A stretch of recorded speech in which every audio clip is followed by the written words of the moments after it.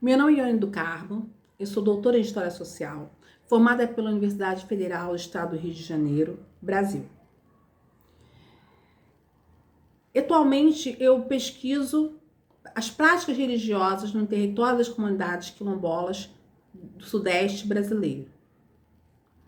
Para a terceira jornada virtual internacional de pesquisa científica, eu trouxe a comunicação com o seguinte tema: ancestralidade e religiosidade pentecostal no território quilombola. Essa comunicação, ela é parte do meu trabalho de pesquisa desenvolvido durante o meu doutorado, onde eu pesquisei a religiosidade da comunidade quilombola da Rasa, localizada no município de Búzios, no estado do Rio de Janeiro. As comunidades quilombolas, elas são formadas por famílias negras, descendentes dos últimos escravizados do século XIX, e elas estão localizadas em regiões onde eram feitos desembarques ilegais de africanos trazidos para o Brasil após a promulgação da lei de proibição do tráfico atlântico em 1831. A lei de 1831 provocou um reordenamento do recebimento de africanos no litoral brasileiro. Objetivando burlar a fiscalização, as praias de difícil acesso foram utilizadas para dar continuidade aos desembarques ilegais. Praias como Rasa e José Gonçalves, localizada no antigo Cabo Frio, recebiam os africanos que seriam encaminhados para a fazenda Campos Novos e distribuída para as outras fazendas. As comunidades quilombolas ganharam visibilidade principalmente após a Constituição de 1988.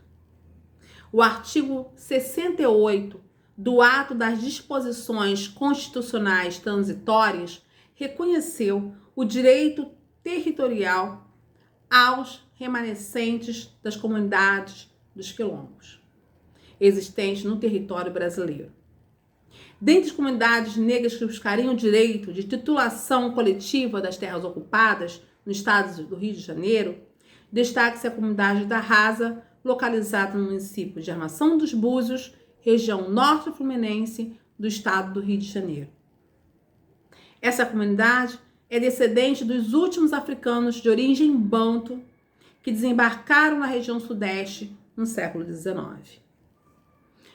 A construção das identidades das comunidades negras no Brasil tem a marca quilombola como escopo e se configura dentro da experiência da diáspora, apresentando um universo de representações que afasta cada vez mais a idealização de uma África original. A experiência da diáspora, como argumenta Stuart Hall, é definida pelo reconhecimento da diversidade e heterogeneidade. A memória coletiva é um dos principais elementos na construção da identidade étnica de um grupo. No caso do Quilombo da Rasa, a memória familiar reinventa a trajetória de africanos que vieram forçosamente para a região do antigo Cabo Frio, reforçando os laços de pertencimento e a unidade da comunidade. É recorrente nos depoimentos dos moradores da Rasa a figura do africano zioleiro, que teria sido, na memória construída pelos moradores, um príncipe africano que chegou às terras do antigo Cabo Frio no período da escravidão para a fazenda dos Campos Novos. O decreto de 4.887, de 20 de novembro de 2003, legitima a titulação das comunidades que possuam, dentre outros elementos, a ancestralidade negra relacionada à opressão sofrida. Descendentes de escravizados, a comunidade da Rasa, através da história, da memória e da tradição oral, demonstra a ancestralidade como herança cultural que não apenas está relacionada à opressão histórica sofrida pelos antepassados. A ancestralidade envolve outras heranças culturais, que são repassadas através da transmissão intergeracional, ou seja, as transferências de elementos ancestrais que produzem laços entre as gerações e que podem ser transformados pelos indivíduos que os recebem. No sentido histórico, a geração se constitui através das mudanças dos contextos históricos, social e cultural nos quais a família está inserida. Percebe, situando o período que cada geração viveu, que as vivências são marcadas pelo tempo, por épocas com repercussões importantes para a compreensão de questões vinculadas ao aspecto transgeracional. Nesse sentido, o sujeito é analisado como produto das diversas heranças que ocorrem no interior da família, mas também da herança que ela recebe no contexto em que sua família está inserida, desde o momento do seu nascimento ao período do seu desenvolvimento. Portanto, ao considerar as heranças intergeracionais como elemento significativo no processo de formação da identidade individual ou coletiva, podemos pensar esse legado também se apresenta no campo religioso de um grupo. Ao pensar a religiosidade da comunidade da Hadza, por exemplo, podemos considerar que heranças intergeracionais estão presentes no campo religioso, mesmo que essas não sejam tão visíveis ao observador externo.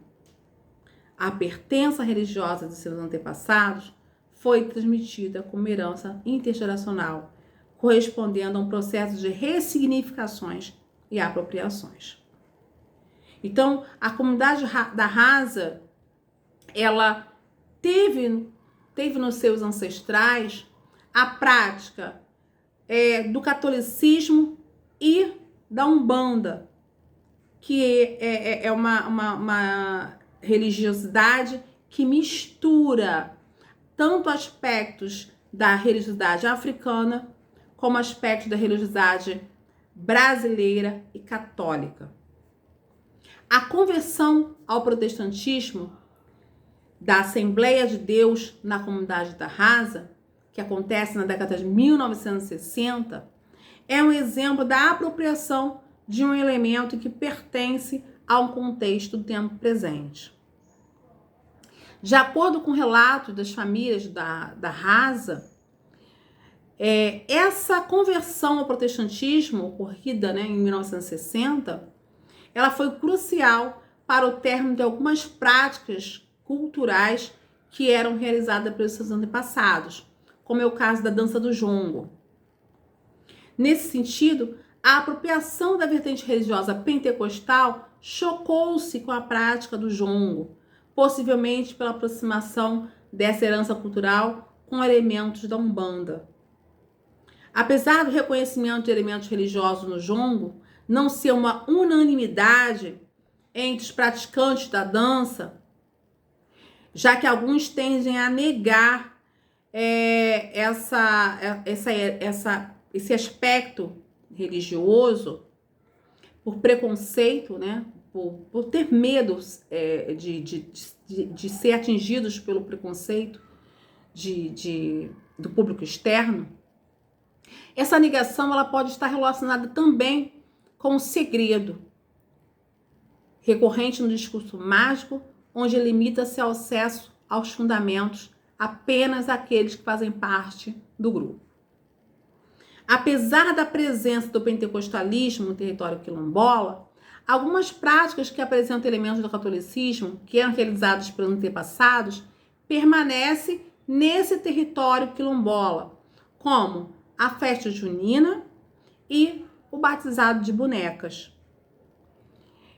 Sabemos que a Assembleia de Deus, a Igreja Assembleia de Deus, ela não é singular.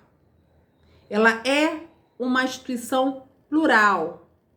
Não existe uma tolerância dos assembleianos quanto aos santos católicos e aos ritos ligados a eles. O caso de Hadza demonstra que a ortodoxia encontrada no discurso religioso pentecostal, que demoniza todas as manifestações culturais que têm elementos que estão ligadas à cultura africana e à cultura católica,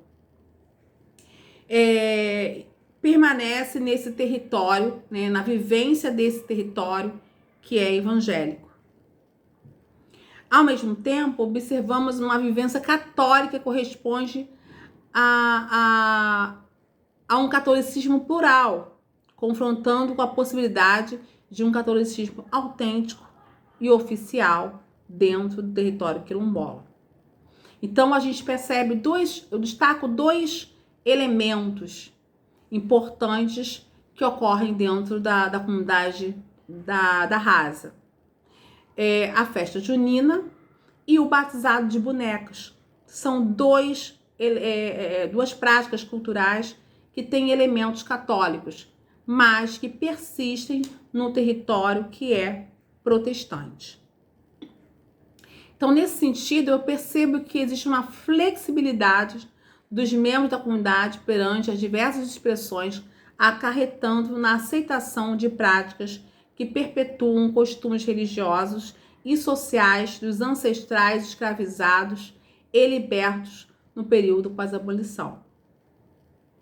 Percebemos que existem limites nessa fluidez do pentecostalismo vivenciado pelos membros da Rasa. A leitura de alguns elementos da religiosidade de matriz africana, que soam de forma pejorativa, como a menção aos orixás ou as práticas que poderiam agregar alguns componentes que sejam interpretados como parte do culto às divindades africanas, são rejeitados pelos crentes. O batizado de bonecas, realizado pelo quilombo da Rasa, que é realizado dentro dos moldes católicos, pode ser entendido como uma prática cultural lúdica, né? Porque que comporta elementos da religiosidade católica. A prática que na atualidade é realizada apenas por mulheres, não comportando mais o laço de compadrio que havia no passado, provavelmente seria tratada de forma naturalizada se a maioria dos quilombos fosse católica ou umbandista. No entanto, o fato de a pertença religiosa dos moradores de Rasa ser majoritariamente evangélica faz de tal prática um fenômeno. No caso de Rasa, a pertença religiosa protestante não impediu que os quilombolas se apropriassem e ressignificassem as heranças intergeracionais dotadas de elementos do catolicismo, desafiando a ortodoxia assembleiana. Compreender a pertença religiosa na construção das identidades quilombolas implica na desconstrução de generalizações. É imprescindível considerar as inúmeras possibilidades com a autonomia dos sujeitos em transitar pelo campo religioso protestante, a qual assumem pertença e mantêm práticas no cotidiano ligados à ancestralidade negra.